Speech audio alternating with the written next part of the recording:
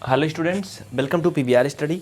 बच्चों, जैसा कि आप जानते हैं कि शाम को 7 बजे से हर दिन आप देखते हैं क्लास 9th की एनसीईआरटी मैथ। तो आज भी आपका क्लास शुरू हो चुका है। एक्सरसाइज 7.2 में हमने 2 क्वेश्चन पढ़ लिए। तीसरा क्वेश्चन आपके लिए है। ध्यान देना, बहुत ही ईमानदारी से देखना और पूरा क्लास एंड तक देखना। देखो क्या कहता है ये क्वेश्चन, बहुत ही सिंपल सा है। कह रहा है कि त्रिभुज एबीसी में जो है वो एक समद्विबाहु त्रिभुज है। इसे ऐसे पढ़ सकते हो सीधा सीधा कि ए बी सी जो है एक समद्विबाहु त्रिभुज है। समद्विबाहु का मतलब जिसमें दो भुजाएं बराबर हैं, यानी ए बी इक्वल ए सी है। देखो कैसे, ध्यान दो। आगे कह रहा है जिसमें बराबर भुजाओं ए बी और ए सी पर क्रमशः शीर्ष लंब। देखो लिखा भी है बराबर भुजाओं ए बी और ए सी, ऐसा नहीं कहा कि ए सी और ए बी बराबर है, लेकिन ऐसे लिखा है कि बराबर भुजाओं ए बी और ए सी पर, यानी कि ए बी और ए सी क्या है, इक्वल हैं। शीर्ष लंब, शीर्ष लंब को इंग्लिश में बच्चा एल्टीट्यूड बोलते हैं। क्या बोलते हैं इसको? एल्टीट्यूड बोलते हैं। ठीक है, तो जो एल्टीट्यूड है वो बी ई और सी एफ है। ध्यान दो, B E and C F, ये क्या है? एल्टीट्यूड है। कह रहा दिखाइए, यानी प्रूव कीजिए, सिद्ध कीजिए कि जो शीर्षलंब है वो इक्वल हैं। हाँ, आप दिखा सकते हो, सिंपल सा है। चलो हम इसमें दो त्रिभुज को कांग्रुएंस दिखा देंगे और उसके आधार पे आप कह सकते हो कि जो बी ई और सी एफ है वो बराबर है। देखो कैसे, यहाँ पर आप लिख दो हल, और हम दो त्रिभुज पकड़ेंगे। कौन कौन? ए ई बी, या फिर ए बी ई भी बोल सकते हो, लेकिन थोड़ा उल्टा लगेगा। तो आप क्या करोगे, लिखो त्रिभुज ए ई बी और त्रिभुज कौन सा? ए सी एफ। क्यों ऐसा क्यों करेंगे? क्योंकि ए बी ई अगर करेंगे तो इसमें बी ई आ रहा है जो कि हमें बराबर दिखाना था, और ए सी एफ लेंगे तो इसमें भी सी एफ आ रहा है, यानी दोनों भुजाएं जो हमें बराबर दिखानी है दोनों त्रिभुज में आ रही है ना। लिखोगे ए ई बी और ए सी एफ से। देखो इसमें क्या है, दोनों त्रिभुज अगर हम लेंगे तो इसमें बच्चा कोण ए दोनों में आ रहा है, A E B and A F C, sorry A C F, दोनों में ए आ रहा है ना। तो आप लिखोगे angle A equal angle A. Reason हो जाएगा गिवन, हिंदी मीडियम वाले लिख लें दिया है, दिया है ना। ठीक है, इतना हो गया। आगे क्या करोगे आप? आगे एक सॉरी दिया नहीं यार, कॉमन है। ठीक है, ये क्या है? कॉमन है। दिया तो दो भुजाएं बराबर है ना। देखो अभी भी मैंने दिखाया ना आपको, क्या है ये? कॉमन है ना। क्या है ये? कॉमन है। और दिया क्या है? ये देखो ए बी ए सी बराबर है ना, कह रहा है। तो आप लिख सकते हो, हाँ ये मेरे दिमाग में था जो मैंने उसमें दिया बोल दिया। ए बी इक्वल ए सी, ये क्या है? दिया है। रीजन लिखो ब्रैकेट में, दिया है। हिंदी में लिख दोगे क्या? दिया है। इंग्लिश में लिखोगे गिवन। इतना ठीक है। अब अगर आप ध्यान दो तो यहाँ पर आपके जो एंगल हैं, अगर ए ई और बी लें और ए सी एफ लें तो इसमें ई जो है और एफ जो है दोनों 90 है ना, 90 है ना। आप लिखोगे angle A E B equal angle A C F. दो ए एफ सी लिखो या फिर ए सी एफ लिखो, लेकिन अगर आप ए सी एफ लिखोगे तो सी तो 90 है नहीं, इसलिए आप क्या लिखोगे? ए एफ सी लिखोगे। ठीक है, ए एफ सी। ये दोनों बराबर क्यों हैं? रीजन लिखो, दोनों 90 डिग्री हैं, मतलब दोनों समकोण हैं। ये हो गया। अब आप नीचे लिख सकते हो, अतः triangle A E B congruence to, यानी कि सर्वांगसम है ए सी एफ के। क्यों क्यों सर्वांगसम है? अभी क्या देखा आपने? ए एस ए ना, ब्रैकेट में आप लिख दो by A S A congruence rule ना। हिंदी मीडियम वाले लिखेंगे कोण भुजा कोण सर्वांग समता नियम से। कोण भुजा कोण सर्वांग समता रूल से ये दोनों क्या है? सर्वांग सम है। जो बच्चे इसका स्टार्टिंग का क्लास नहीं देखे हैं कि ये ए एस ए क्या होता है, सीपीसीटी रूल क्या होता है, वो कमेंट करके बताएंगे। उनको पीछे के स्टार्टिंग के इंट्रोडक्शन वीडियो दिए जाएंगे, वो समझ पाएंगे, नहीं तो वो समझ नहीं पा रहे होंगे, है ना। इसमें और क्या करने को कह रहा था? ये तो हो गया। अभी तो कुछ नहीं आया, अभी तो हमें कह रहा था कि ये सी एफ और बी ई बराबर सिद्ध करो। हो गया, लिखो अब बी ई बराबर सी एफ बराबर हो गया। क्यों? ब्रैकेट में लिखो by C P C T. क्या लिखोगे? By C P C T, मतलब सी पी सी टी जानते हो आप? सर्वांग समता रूल से। सर्वांग रूल में क्या पढ़ाया था CPCT में, देखो वो क्या पढ़ाया था कि जब कोई भी दो त्रिभुज सर्वांगसम होते हैं तो उनकी संगत भुजाएं बराबर होती हैं, संगत कोण बराबर होते हैं, उसी रूल से। देखो कैसे, AEB और ACF ये दोनों कांग्रुएंस हैं। तो अगर आप ध्यान दो तो AEB इसमें देखो BE आ रहा है, ACF में देखो CF आ रहा है। भैया अगर दोनों सर्वांगसम है तो इनकी संगत भुजाएं तो बराबर होंगी ना आपस में। बस यही नियम लगा कि सर्वांगसम त्रिभुज की संगत भुजाएं बराबर होती हैं। आप ब्रैकेट में चाहे तो हिंदी मीडियम वाले लिख सकते हैं, सर्वांगसम त्रिभुज की संगत भुजाएं बराबर होती हैं, इसलिए दोनों क्या हैं, बराबर हैं। ये सिद्ध हो गया, जो भी करना था मैंने कर लिया। ठीक है, जल्दी फिर लिखो, सभी बच्चे नोट कर लें, बिल्कुल देर ना करें। उसके बाद फिर हम अगले सवाल की तरफ आगे बढ़ते हैं। आप लोग जल्दी से स्क्रीनशॉट ले लीजिए, नहीं तो वीडियो को स्क्रीन पर टच करके रोक लीजिए और पूरा लिखिए, नोट करिए, बहुत जल्दी करिए।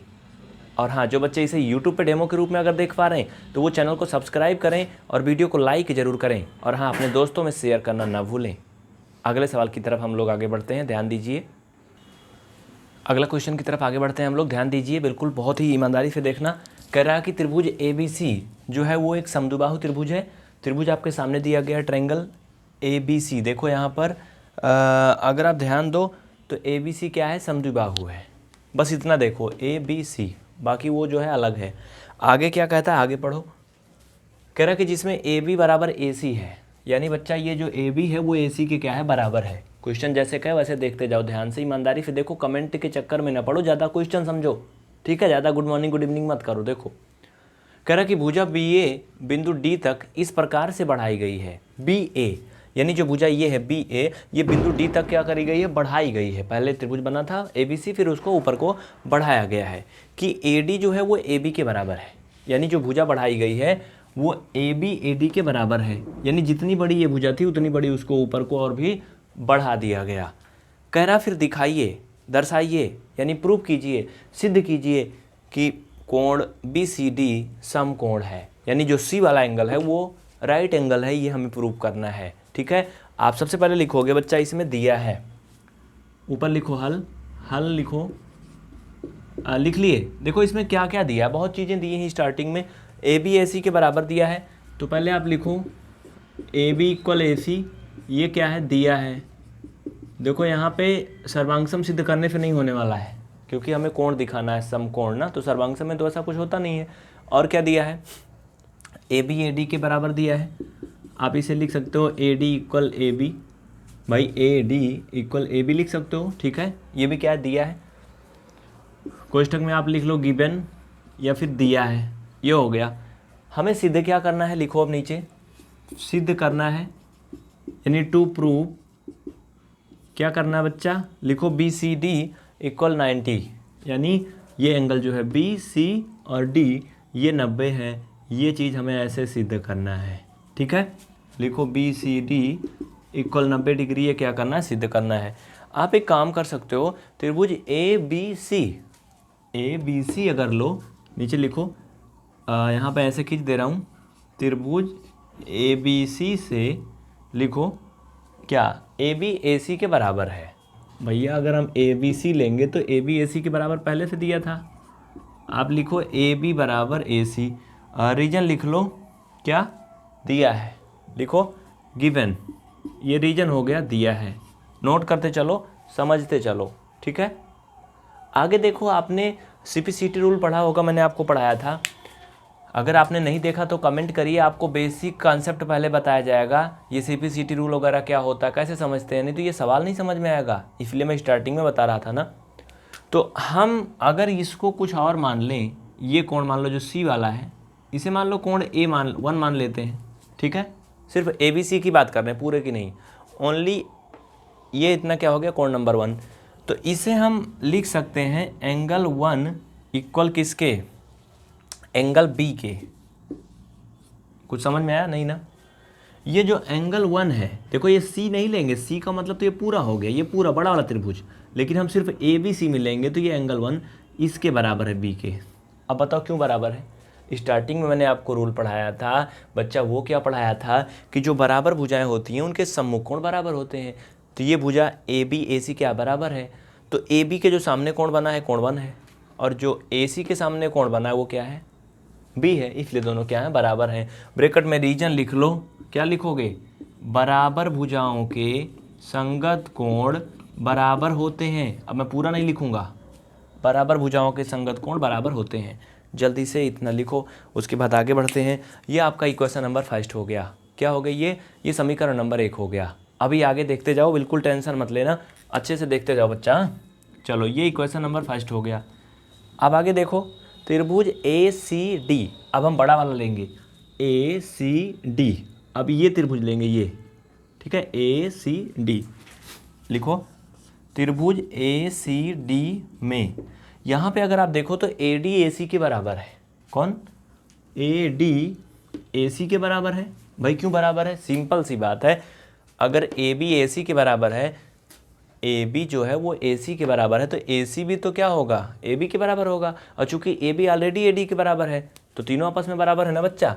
तो आप इसमें लिख सकते हो क्या, AD इक्वल AC, ब्रैकेट में लिखो दिया है, क्या है ये, दिया है, रीजन हो गया।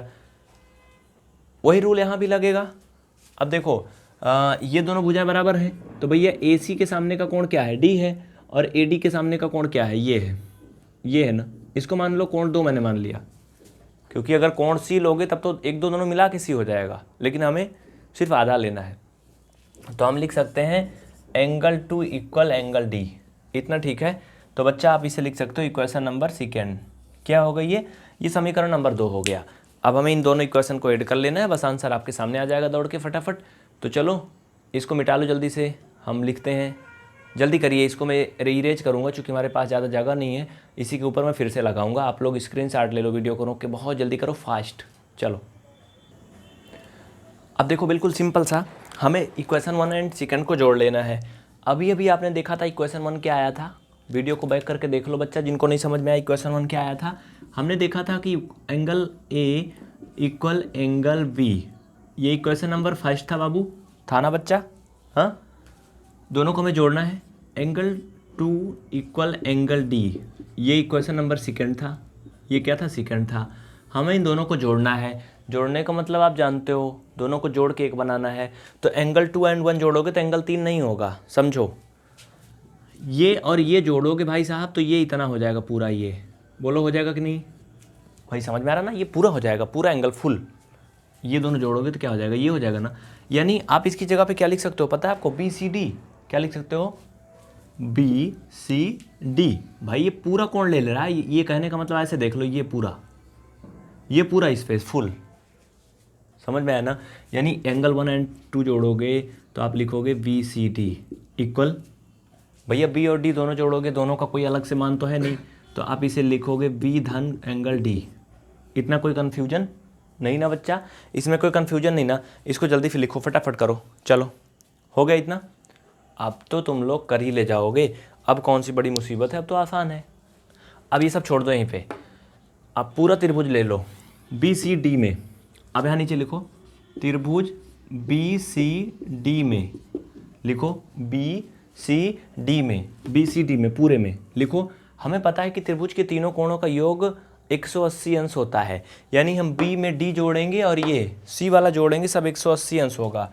तो आप लिखो angle B and angle D and धन एंगल BCD, या फिर BCD नहीं, आप एंगल C जोड़ लो अकेले, केवल C लिख दो तब भी ठीक है, या फिर अगर हम BCD लिखें तभी तो मतलब C है ना, ठीक है। ये बराबर क्या होगा बच्चा, 180 अंश होगा।